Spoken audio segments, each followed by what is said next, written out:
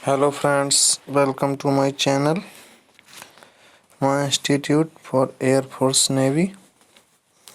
तो जैसा कि आप लोगों से हमने वादा किया था कि हम डेली 3 वीडियो डालेंगे, उसी क्रम में आज पहली वीडियो है इंग्लिश की।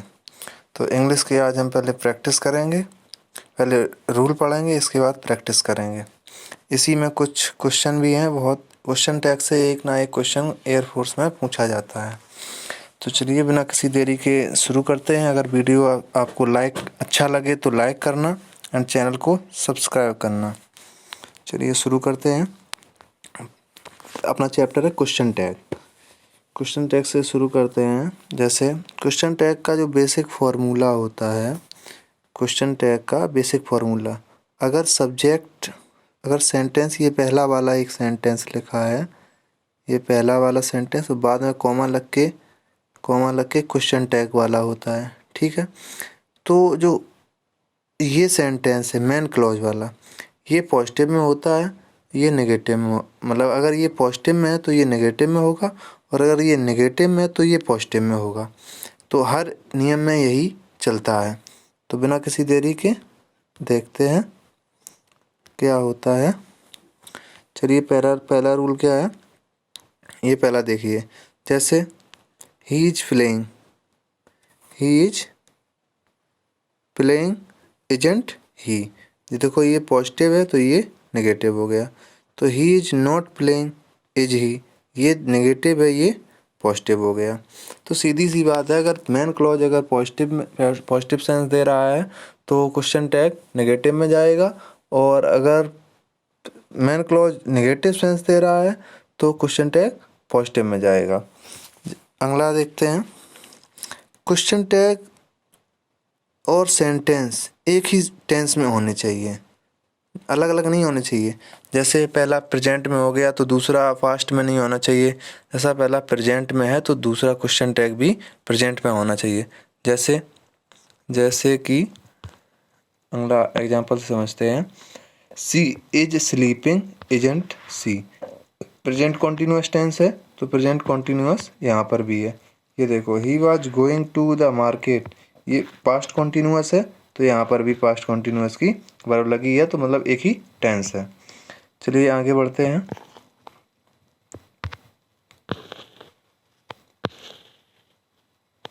क्वेश्चन टैग में कभी भी नाउन का प्रयोग नहीं किया जाता है। क्वेश्चन टैग में कभी भी नाउन का प्रयोग नहीं किया जाता है, क्योंकि अगर नाउन का प्रयोग ना करके क्वेश्चन टैग में जो नाउन सेंटेंस में प्रयोग किया गया है उसका प्रोनाउन प्रयोग किया जाता है। जैसे she is very lucky for me isn't she ये देखो आ गया, सी इसका यहाँ पर प्रोनाउन है। ठीक है, प्रिया इज माई कजन, प्रिया का प्रोनाउन क्या हुआ, सी, प्रिया का प्रोनाउन सी, क्योंकि ये फेमिनाइन है तो इसका सी हो गया। यहाँ पर अगर मोहन होता तो ही हो जाता। ठीक है, तो ऐसे ही आगे बढ़ते हैं। अगला रूल देखते हैं। हाँ, अगर वाक्य में एम का प्रयोग हुआ, सेंटेंस मेन क्लॉज में अगर एम का प्रयोग हुआ हो, सेंटेंस में अगर मेन क्लॉज में एम का प्रयोग हुआ हो तो क्वेश्चन टैग बनाते समय उसमें आरंट लगाते हैं। क्या लगाते हैं, आरंट। क्वेश्चन टैग में आरंट का यूज किया जाता है। ये देखो जैसे कि लिखा है, एम, आरंट का मतलब क्या होता है, एम प्लस नॉट बराबर आरंट। एम प्लस नॉट का आरंट होता है, एम्प्ट नहीं होता है। एम्प्ट गलत फॉर्म होती है, न तो बच्चे देखते हैं कि एम्प्ट कर देते हैं, सभी लोग, आप लोग सब लोग एम्प्ट कर देते हैं। तो जैसे एग्जांपल देखते हैं। I am invited to your party aren't I am लगा है, एम है तो आरंट यहाँ पर आ गया। जैसे कुछ क्वेश्चन टैग और सब्जेक्ट ऑफ सेंटेंस देखते हैं। जैसे कुछ सेंटेंस की जो मेन क्लॉज में जो सब्जेक्ट होता है उसके अनुसार क्वेश्चन टैग में सब्जेक्ट क्या लगता है। जैसे ऑल ऑफ अस दिया गया है, सम ऑफ अस है, ऑल ऑफ यू है, ऑल ऑफ देम है, नाइदर ऑफ देम है, ऐसी बहुत से हैं, नन ऑफ देम होता है, ऐसी बहुत से हैं। ठीक है, तो इनमें जो क्वेश्चन टैग का जो वो प्रोनाउन प्रयोग किया जाएगा, क्वेश्चन टैग का जो प्रोनाउन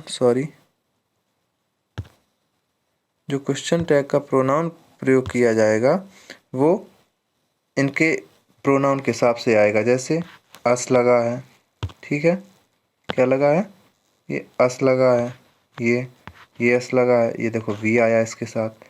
यू है तो यू आएगा।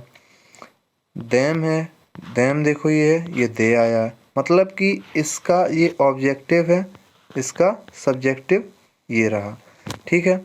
अब आगे बढ़ते हैं। जैसे एग्जांपल देखते हैं, most of us will join the army won't we. Us का यहाँ पे क्या हुआ, वी, ठीक है। चलो आपको आशा करते हैं ये इतना समझ में आया हो। इसी प्रकार हम आगे बढ़ते हैं।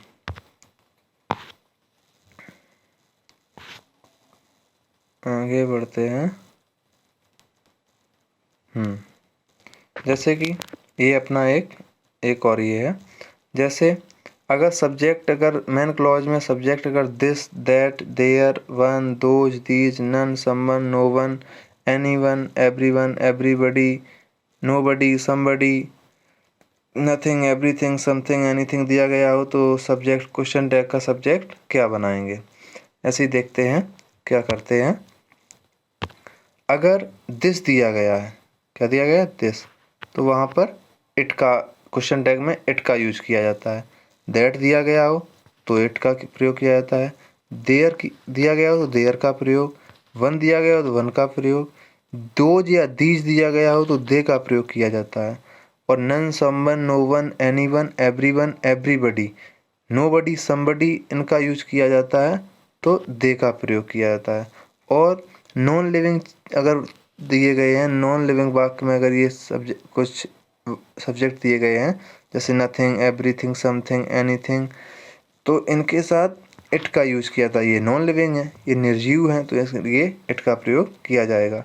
जैसे एक और है कलेक्टिव नाउन। ये अपने एग्जाम की दृष्टि से इम्पोर्टेंट है क्योंकि कलेक्टिव नाउन अगर मतभेद हो रहा है तो वहाँ पर दे का प्रयोग किया जाएगा, और अगर एक मत है तो उनका इट का यूज किया जाएगा। जैसे example, the committee have been divided in their opinion. Their लगा है, अपने विचारों में बट गए, ठीक है, तो यहाँ पे हैवंट दे देखो आया है, ठीक है।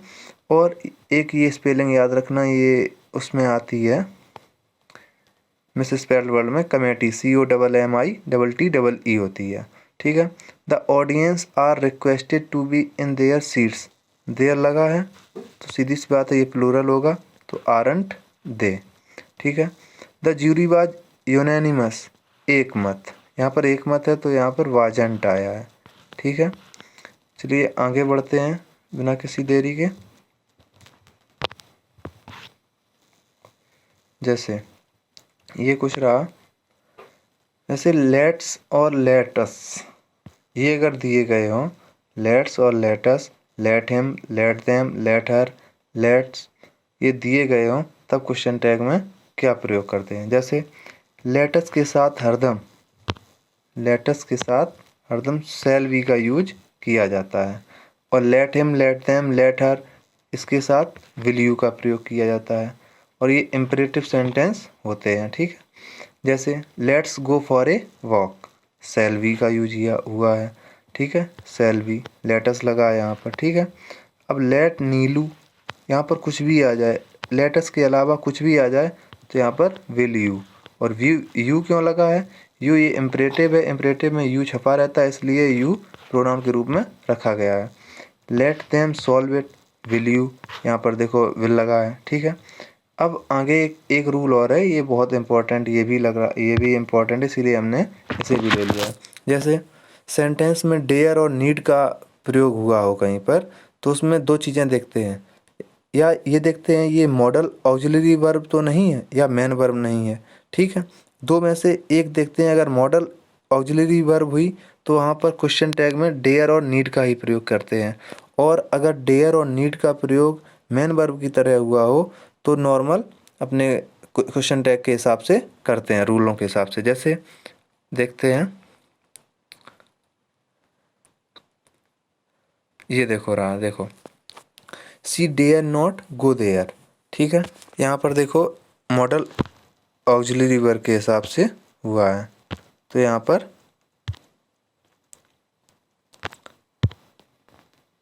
मॉडल ऑक्सिलरी वर्ब के हिसाब से इसका प्रयोग हुआ है। तो देखते हैं।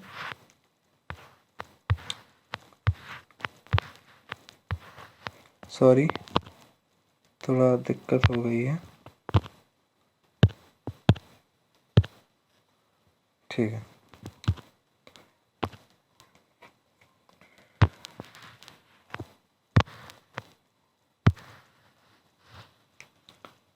जैसे कि देखिए, सी डेयर नॉट गो देयर, यहाँ पर देखिए मॉडल ऑक्सिलरी वर्ब के हिसाब से हुआ है, तो यहाँ पर डेयर का प्रयोग हुआ है।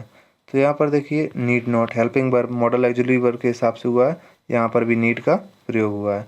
और यदि मेन वर्ब के रूप में हो तो जनरल रूल्स के हिसाब से अपने करते हैं। जैसे you need to work hard, अब ये क्या लग रहा है? Present indefinite, present indefinite. तो यहाँ पर अब यू के हिसाब से वर्ब आएगी तो डोंट यू हो गया। अब यहाँ पर एक और है, दे नीडेड माई हेल्प, ये पास्ट इंडेफिनिट हो गया। ठीक है, पास्ट इंडेफिनिट और तो डिडंट दे, क्योंकि प्रोनाउन दे यहाँ पर लगा हुआ है। तो he dares to talk to me, जैसे अब यहाँ पर प्रेजेंट इंडेफिनिट है तो यहाँ पर ही के हिसाब से डजंट ही। तो जैसा कि आपने देखा ये भी हो गया अपना। ठीक है, आगे देखते हैं। ये अपना हो गया है, ये देखिए ये भी इम्पोर्टेंट है बहुत। देखिए कुछ नेगेटिव लॉन्ग फॉर्म होती हैं, उनका शॉर्ट फॉर्म याद कर लीजिए। बकाया तो सभी का याद रहता है, कोई दिक्कत नहीं होती है। जैसे आर आर प्लस नॉट का आरंट होता है। ठीक है, इसका ये रहा। अब हमने ये इसलिए लिखवाया था एम प्लस नॉट आरंट होता है। ठीक है, इन दोनों का आरंट होता है, एम का एम्ट होता नहीं है, वो गलत होता है। ठीक है, इसलिए इसको लिखवाया था। और विल और सेल का, विल और सेल का इसलिए लिखवाया, इसका थोड़ा हटके है, इसका वॉन्ट है, इसका सांट है। ठीक है, और कैन नॉट का सबको याद है, लेकिन लिख दिया था कांट होता है। ठीक है, आगे देखते हैं।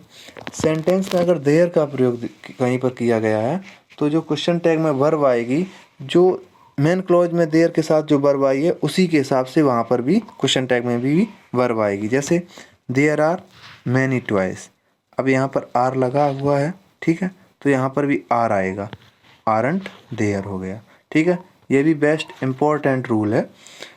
आगे देखते हैं। कुछ शब्दों का प्रयोग वाक्य में होने पर नेगेटिव सेंस मिलता है। ठीक है, जैसे तो उनको जो जब उनका क्वेश्चन टैग बनाते हैं तो पॉजिटिव में बनाते हैं। अगर वो नेगेटिव है, हमने कहा वो शुरू में बोला था क्वेश्चन टैग का मतलब होता है सवाल पूछना। ठीक है, तो अगर क्वेश्चन टैग बनाना है तो अगर मेन क्लॉज अगर तुम्हारा पॉजिटिव है तो क्वेश्चन टैग नेगेटिव बनेगा, और अगर मेन क्लॉज नेगेटिव है तो क्वेश्चन टैग पॉजिटिव बनेगा। ऐसे ही यहाँ पर देखिए, अगर मेन क्लॉज यहाँ पर देखो नेगेटिव, ये सब नेगेटिव सेंस देते हैं, तो ये नेगेटिव हो गया मेन क्लॉज, तो क्वेश्चन टैग पॉजिटिव में जाएगा। ठीक है, तो जैसे जैसे देखते हैं,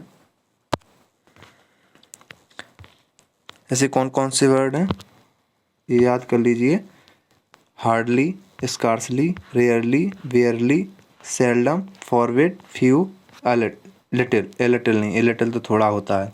ठीक है, तो एग्जांपल देखिए, she rarely attends the class does she. ठीक है, अब यहाँ पर इतना याद, एक बात और याद रखना, रेयरली बेयरली ये सब वर्ड जरूर लगते हैं, लेकिन अगर प्रेजेंट इंडेफिनिट टेंस है तो उसमें डज या डू नहीं लगता है। अगर नेगेटिव है तो बना रहे, लेकिन डज या डू नहीं लगा, एस या ई एस का ही प्रयोग किया जाता है वर्ब में। जैसे देखिए, she rarely attends the class. ठीक है, does she. I barely went to meet him, did I. ठीक है, ये तुम्हारा हो गया पास्ट इंडेफिनिट, ये present indefinite. He knows little about India, does he. ठीक है, आशा करते हैं समझ में आ गया होगा आपको। आगे देखते हैं इम्परेटिव सेंटेंस। इम्परेटिव सेंटेंस में क्या है? इम्परेटिव सेंटेंस पॉजिटिव हो, इम्परेटिव सेंटेंस अगर पॉजिटिव हो, ठीक है, तो विल या वांट प्लस यू का दोनों का यूज कर सकते हैं, कोई गलत नहीं माना जाएगा। ठीक है, अगर दोनों का यूज, एक का यूज दिया गया वो सही है। और अगर इम्परेटिव सेंटेंस का नेगेटिव अर्थ हो तो हरदम क्वेश्चन टैग में पॉजिटिव ही बनेगा। पॉजिटिव का याद रख लीजिए, विल यू का यूज ज़्यादातर यूज किया जाएगा, विल यू का ही यूज किया जाएगा। जैसे गो अवे, वॉन्ट यू, यहाँ पर हम विल यू भी लगा सकते हैं। जैसे शट द डोर, ये देखो विल यू लगा, यहाँ पर वॉन्ट यू भी लगा सकते हैं। लेकिन अगर ये नेगेटिव ये आ गया डोंट वरी, तो यहाँ पर पॉजिटिव ही आएगा, ठीक है, विल यू ही आएगा। अगला देखते हैं। और यदि इम्परेटिव सेंटेंस में क्रोध का भाव दिया गया हो, जान गए, क्रोध का भाव दिया गया हो तो क्वेश्चन टैग में कांट यू का यूज करते हैं। क्रोध का भाव हो तो क्वेश्चन टैग में कांट यू का यूज किया जाता है। जैसे दिया गया है shut your mouth, can't you, ये देख लो, कांट यू देखा है, शट योर माउथ, अपना मुंह चुप कर लो, ठीक है, ये क्रोध में आदमी कहता है। और mind your own business, can't you, यहाँ पर भी देखो कांट यू देगा, ठीक है। हम समझ सकते हैं कि आप लोगों को ये वीडियो अच्छा लगा होगा, यहाँ तक तो अच्छा लगा ही होगा। कल हम इसकी प्रैक्टिस भी करेंगे, तब आप लोगों को और सही से समझ में आ जाएगा। कुछ देख लेते हैं, बचा तो नहीं है कुछ।